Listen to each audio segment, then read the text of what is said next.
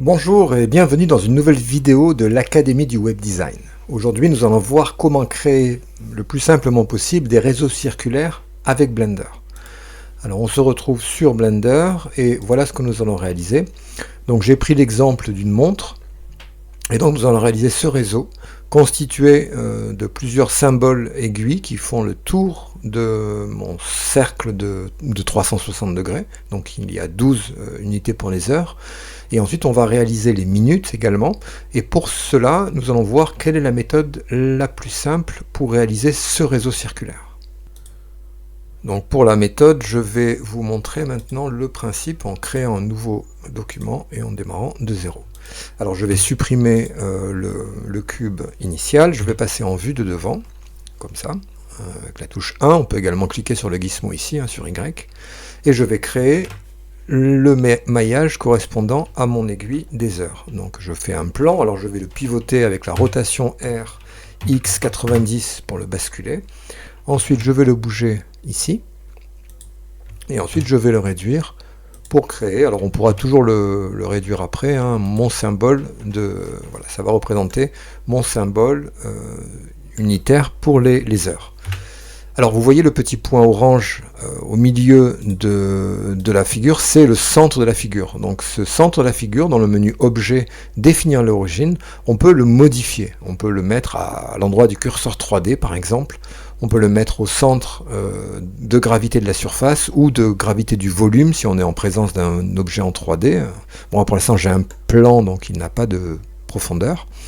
Mais ce centre est toujours au centre de l'objet quand on crée un objet.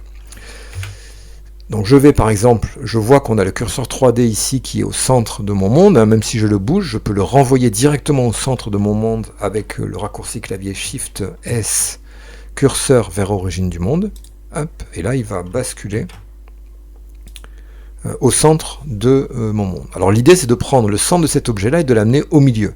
Donc je vais cliquer sur alors je vais ramener le curseur au centre. Je vais cliquer sur l'objet, et dans le menu Objet, ici, je vais faire définir l'origine, origine vers curseur 3D. À partir de maintenant, cet objet, vous voyez, va tourner autour de son centre, qui se situe au centre du monde. Donc ça, c'est parfait. Ce que je vais faire maintenant, c'est que je vais appliquer la position et la rotation, de façon à faire en sorte que les données de l'objet soient, alors surtout pour l'échelle, puisqu'on voit qu'elle n'est pas à 1, donc je vais appliquer aussi l'échelle. Et là, vous voyez que maintenant, tout est à 1, à 0, à 0. Bref, c'est la position par défaut de cet objet-là. Donc, j'en ai besoin de 12 sur la circonférence de ma montre. Donc, je vais le dupliquer 12 fois. Donc, je vais aller, en sélectionnant l'objet, ajouter un modificateur, ici, qui va être dans l'option Générer, et qui va être un réseau. Le réseau permet de répliquer des instances d'un objet. On peut donner un facteur de déplacement sur l'un des trois axes, ou les trois axes en même temps, un nombre d'ajustements, et ça crée des instances. Pourquoi des instances? Parce que ça veut dire que tout ça, en fait, n'est qu'un seul objet. Si je modifie l'objet, vous allez voir que les autres objets également vont se modifier, puisque c'est juste des instances et non pas des objets réels. Pour l'instant, puisque le modificateur est appliqué sur un seul élément, qui est le plan ici. Alors, je ne veux pas les décaler ici, donc je vais mettre le décalage relatif à 0, comme ça ils ne vont pas se décaler. Et par contre, je vais créer un nouvel objet, un Shift A, de type objet vide, un axe simple. Alors un axe simple, c'est un objet nul, en fait, qui n'existe pas, qui n'a pas d'existence matérielle, mais par contre, qu'on peut positionner n'importe où et que l'on peut utiliser, généralement, pour piloter des transformations qu'on va appliquer sur d'autres objets.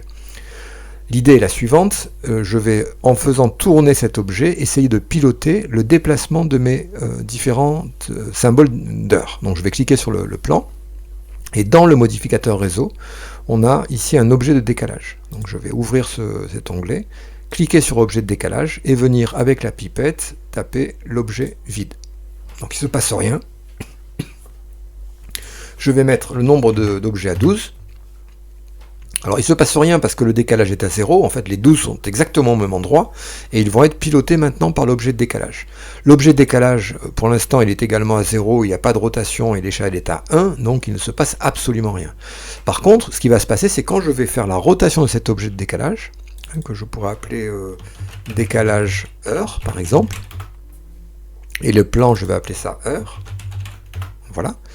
Si j'applique une rotation à cet objet, voilà ce qui va se passer en fait, c'est qu'il va y avoir, il va en fait transmettre ses coordonnées au réseau de façon à appliquer le décalage autour du cercle, puisque j'applique une rotation. Comment savoir combien de degrés mettre, puisque là vous voyez qu'il y a 29 983, donc on peut imaginer que en fait la véritable donnée c'est 30 degrés. Effectivement, il faut mettre 30 degrés pour que ce soit uniformément réparti. Pourquoi 30? Parce que 30 fois 12, ça fait bien 360. C'est-à-dire qu'on prend 360 degrés qui est le cercle complet, on le divise par le nombre d'instances que l'on souhaite. Or moi je veux avoir 12 heures, donc je fais 360 divisé par 12 et j'obtiens 30 degrés. Donc ça c'est la règle, et si on met exactement 30 degrés, on a exactement le décalage que l'on souhaite obtenir. Donc là j'ai créé les heures. Maintenant je peux toujours éditer avec Tab l'élément et venir voilà, lui mettre une épaisseur. C'est toujours qu'un seul objet. Hein. Vous voyez, comme ceci, après le réduire un peu. Voilà. Et là j'ai créé donc mes symboles des heures. Maintenant on va voir comment faire les symboles des minutes. Alors les minutes, en fait, on va avoir 4 minutes entre 2, donc en fait on va avoir 48 éléments entre chacune des heures. Alors l'idée c'est la suivante, je vais créer le symbole des minutes, donc en prenant un plan, en faisant une rotation autour de x, rx 90, et en venant réduire ce plan, voilà, je vais le décaler avec la touche G et sur l'axe Z en hauteur, comme ceci. Je vais fixer son point, donc comme l'autre, puisque pour l'instant, vous voyez, le point est au centre de l'objet. Je vais aller sur Objet, définir l'origine, vers le curseur 3D, comme ça son centre va se retrouver à l'origine du monde. Ça veut dire que maintenant, vous voyez, si j'applique une rotation, il va bien tourner autour du centre du monde, donc c'est ce que je veux. Il m'en faut 4 ici, donc ce que je vais faire, c'est que je vais appliquer, donc c'est pareil, hein, je vais créer un décalage des minutes, un objet vide, donc Shift A. Je vais créer un objet vide axe simple, que je vais appeler décal minute. Alors il faut aller doucement pour faire ça, hein. Il faut bien réfléchir parce que la moindre erreur fait que ça ne va pas marcher. Donc décal minute, celui-là, on va appeler ça minute. Voilà. Alors, je vais ajouter un modificateur, générer un réseau, avec un décalage à 0. Et je vais prendre dans l'objet de décalage, décal minute, ici. Voilà, donc là il ne se passe rien. J'en ai besoin de 4. Et si je tourne maintenant mon objet vide décal minute, comme ceci, on voit que ce qui va se passer, c'est que... ce qui va se passer si alors je vérifie bien que je ne me suis pas trompé. Donc décal minute, décalage relatif, nombre fixe, donc là c'est bon. Décal minute, il est bien au centre. Et je vais appliquer donc sur les minutes toutes les transformations. Hein, c'est une histoire de transformation généralement. Voilà, donc là ils sont bien, ils se décalent bien. Alors ça sera 6 degrés. Hein, il faut que je rentre 6 degrés de décalage. Alors je peux le rentrer directement ici, hein, 6 degrés. Et ça me fait un décalage donc de 6. Maintenant, il faut que je le mette entre les deux. Donc l'idée, c'est que ce que je vais faire, c'est que je vais prendre ma minute ici, et je vais appliquer le réseau.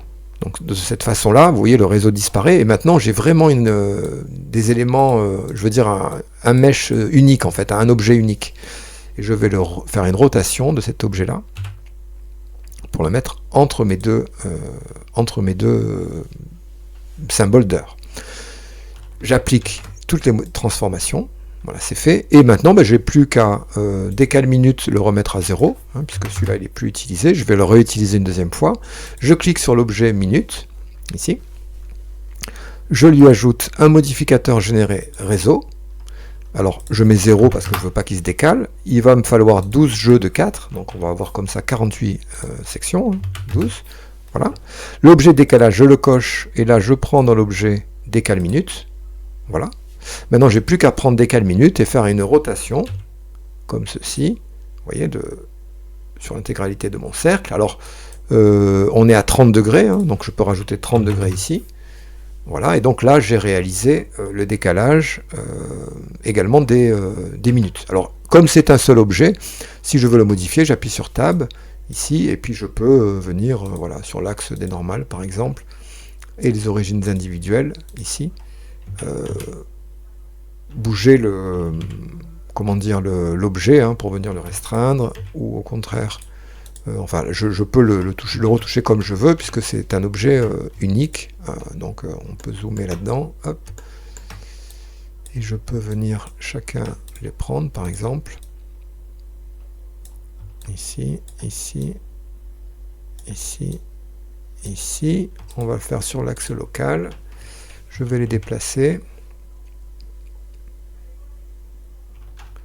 Alors on va le prendre plutôt par rapport au normal. G. Hop. G. Voilà. Et donc je réalise comme ceci les secteurs des minutes. Alors après, bon, à vous de bien le peaufiner. Moi je vous montre juste la méthode. Cette méthode là, il faut bien la suivre. Sachez que vous risquez d'avoir des problèmes parce que les centres ont une importance particulière et parce qu'il faut appliquer les transformations sur Blender. Donc la création de réseaux circulaires, il faut s'entraîner pour la faire parce que c'est pas évident. Par contre, elle est fondamentale parce qu'on a tout le temps besoin de décaler des objets sur des objets circulaires. Si vous avez des questions, c'est dans les commentaires. Et je vous remercie, je vous dis à bientôt pour une nouvelle vidéo de l'Académie du Web Design.